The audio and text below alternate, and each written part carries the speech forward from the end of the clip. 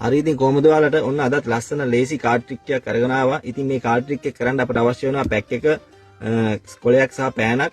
ඉතින් මම මේ කොලය ඇතුලේ යම් කිසි දෙයක් ලියලා තියෙනවා. ඉතින් ඒ ලියලා තියෙන්නේ මොකක්ද කියලා මම ඔයාලට මේක අවසානයේ පෙන්නනවා. ඉතින් අපි මේ මැජික් එක ඉදිරිපත් කරන්න කලින් අපි ඉස්සරහා ඉන්න කෙනා ගාවට ගිහිල්ලා පොඩ්ඩක් මේක ෂපල් කරගන්න. ඒකට යාට විශ්වාසය වැඩි වෙනවා. ඊට පස්සේ අපි කරන්නේ මම මේ විදිහට කොළ ප්‍රමාණයක් දාගෙන යනවා. ඉතින් අපි ඉස්සරහා ඉන්න කෙනාට කියන්න පුළුවන් මෙතන කැමති තැනකින් නවත්තන්න කියලා. ඉතින් නවත්තලා කොළයක් ටච් කරන්න කියන්න පුළුවන්. ඉතින් මෙතන කවුරුත් නැති නිසා මමම කොළයක් ටච් කරනවා. ඉතින් මෙන්න මේක තමයි මම ටච් කරපු කොළේ. ඊට පස්සේ අපි මේක එයාට පෙන්නනවා ඔන්න බලා ගන්න කියලා. ඉතින් මේ අවස්ථාවේ මමවත් මේ කොළේ බලන්නේ නැහැ. මෙන්න මේක තමයි කොළේ. හොඳට මතක තියාගන්න ඔයාලා.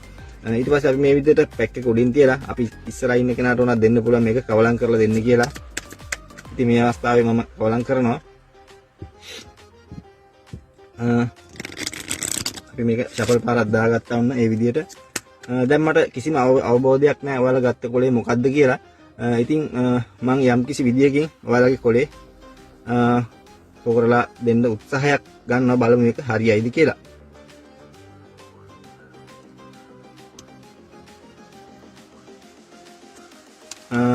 මං හිතනවා ඔයාලා ගත්ත කොලේ මේක වෙන්නේ නැති කියලා. ඉතින් උවිත 10 ඉතින් මං කිව්වා ඔයාලට යම් කිසි දෙයක් මම ලියලා තියෙනවා. ඒක මං ඔයාලට පෙන්වන්නම් කියලා අවසානෙට. ඉතින් මේ තියෙන්නේ මම ලියලා තිබ්බ දේ. මමත් ලියලා තියෙන්නේ උවිත 10 කියලා. ඉතින් බොහොම ලස්සන සුන්දර කාඩ් ට්‍රික් එකක්. ඕන කෙනෙක් පුදුමයටපත් වෙන කාඩ් ට්‍රික් එකක් මං කියලා දෙන්නම්. ඔයාලට කොහොමද මේක කරේ කියලා. ගත් එකම මම හරි ඉතින් guys අපිට බොහොම පොඩි දෙයක් කරන්න තියෙන්නේ. මම මේකේ උදාහරණයක් විදිහට මම ඉස්සෙල්ලා ගත් එකම ගන්නවා. ඉතින් ඔයාලට පුළුවන් මේකේ කැමති කොලයක් ඔයාලට මේ විදිහට කලින් ලියලා තියාගන්න. ඉතින් ලියලා තියාගෙන මේක මැජික් එක ඉදිරිපත් කරන කෙනාට පේන්නේ නැති වෙන මේක වහලා තියලා එයාට මේ කියන්න පුළුවන් මම මේ යම් කිසි දෙයක් ලියලා තියෙනවා.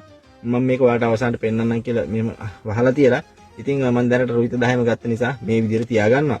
ඉතින් බොහොම පොඩි දෙයක් කරන්න තියෙන. ඉතින් අපි මේක යාළුවා ගාවට ගිහිල්ලා පොඩ්ඩක් යාළුවාට පේන්න කවලම් කරනවා. ඉතින් කවලම් කරේ නැතත් ප්‍රශ්නයක් නැහැ. අපි මේක චපල් එක දාද්දි මෙන්න මේ විදිහට උඩට වැටෙන්න තමයි දාන්නේ. ඊට පස්සේ අපි කියනවා යාළුවාට මම මේ විදිහට කොළ ප්‍රමාණයක් දාගෙන යනවා.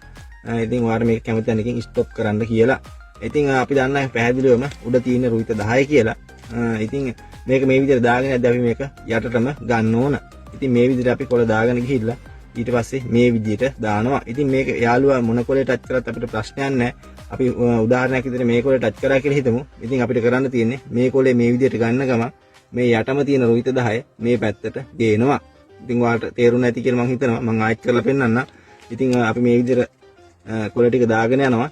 දාගෙන යන ගමන් අපි කියන යාට ටච් කරන්න කියලා කොලයක්. ඉතින් එයා මේක ටච් කරා කියලා හිතමු.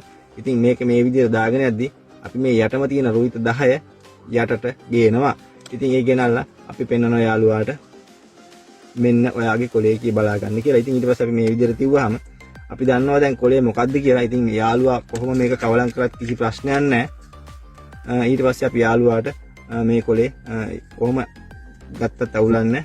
ඉතින් ඔයාලගේ ක්‍රමයකට මේ කොලේ යාළුවාට අරන් පෙන්නන්න යාළුවා තවත් පුදුම වෙන නිසා පුදුම කරන්න පුළුවන් නම් ඉතින් ඔයාලා ක්‍රමයට මේක කරන්න. ඉතින් යාළුවාට අපි කියනවා මට මේ ගැන කිසිම අවබෝධයක් නැහැ. නමුත් මම ඔයාගේ කොලේ ගෙස් කරලා අරන් පෙන්නන්නම්. ඒක හරියනවද බලමු කියලා. ඉතින් මේ විදිහට අපි යාළුවාට කොලේ පෙන්නලා මම මේ කොල කැලලත් අපිට පෙන්වන්න පුළුවන්. මෙන්න මම ඉස්සෙල්ලා ලියලා තිබ්බේ මෙන්න මේක කියලා. ඉතින් මේක දැක්ක ගමන් අනිවාර්යෙන් යාළුවා පුදුමයටපත් වෙනවා. ඉතින් මේක තමයි කාඩ් ට්‍රික් එක. ඔයාලට මොකක් හරි දෙයක් කියන්න තියෙනවා නම් ඒ කියන්නේ යම් කිසි අදහසක් දෙන්න තියෙනවා නම් කමෙන්ට් එකක් විදිහට දාගෙන යන්න. බොහොම ස්තුතියි.